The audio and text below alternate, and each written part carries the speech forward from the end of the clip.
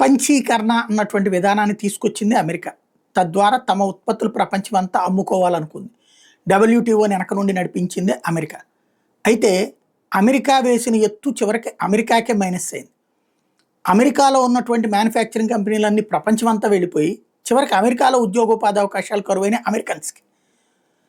దాని ఇంపాక్టే ప్రజల్లో అసంతృప్తి, అసహనం. ఎందుకంటే ప్రపంచ దేశాల వాళ్ళందరూ అమెరికాకి వెళ్ళి ఉద్యోగాలు చేస్తున్నారు. ఎందుకు? తక్కువ రేటుకే వీళ్ళందరూ పనిచేస్తారు. అదే ఎక్కువ జీతాలు ఎక్స్పెక్ట్ చేసే అమెరికన్స్ని పక్కన పెట్టి దాంతో అక్కడ ప్రజల్లో వచ్చిన అసంతృప్తిని క్యాష్ చేసుకునే ప్రయత్నమే ట్రంప్ తీసుకుంది. అందులో భాగంగా అమెరికా ఫస్ట్ అన్నటువంటి నినాదం భారీ మెజార్టీతో విజయం సాధించడం. అందుకనే ఇప్పుడు ఆంక్షలు పెట్టి దేశంలోనే ఉత్పత్తిని పెంచే ప్రయత్నం చేస్తున్నాడు. ఇండస్ట్రీస్ని అక్కడ పెట్టుకునే వాళ్ళకి ప్రోత్సాహకాలు ప్రకటిస్తున్నాడు. అలాగే ఫిల్మ్ ఇండస్ట్రీ కూడా హాలీవుడ్ వచ్చేటప్పటికి ప్రపంచమంతా షూటింగ్లు ఎక్కువ పెట్టుకుంటుంది. అమెరికాలో 10% 20% కూడా పెట్టుకోవచ్చు. ఇప్పుడు దానికి కూడా రిస్ట్రిక్షన్ పెట్టి అమెరికాలోనే సినిమాలు షూటింగ్ చేసుకుంటే, అమెరికన్ సినిమాలు అమెరికాలోనే షూటింగ్ చేసుకోవాలి.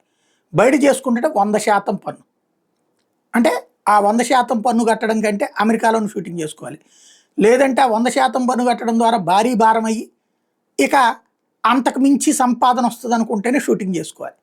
ఈ విధమైన ఆంక్షలు తీసుకురావడం అన్న సంచలనం సృష్టించి విదేశాల్లో నిర్మితమై దేశంలోకి వచ్చే అన్ని చిత్రాల మీద కూడా 100% సుంకం విధించే అధికారం వాణిజ్య శాఖతో పాటుగా అమెరికా వాణిజ్య ప్రతినిధి కార్యాలయానికి అప్పగించారు. అమెరికా చిత్ర పరిశ్రమ మరణం అంచుకు చేరుకుంటోంది. విదేశాలు పలు ప్రోత్సాహకాలు ఇచ్చి చిత్ర నిర్మాతలను ఆకర్షిస్తున్నాయి. స్టూడియోలు నిర్మించుకోవడానికి అవకాశం ఇస్తున్నాయి. దీనివల్ల జాతీయ భద్రత కూడా ముప్పు పొంచి ఉందంటూ తన సోషల్ మీడియా వేదిక ట్రూత్ ద్వారా చెప్పుకొచ్చారు. అంతర్జాతీయ చిత్రాల మీద సుంకాలు ఎలా విధిస్తాలన్న దాని మీద చెప్పలేదు. ఇదే సందర్భంలో ఇంకో సమస్య కూడా ఉంటుంది.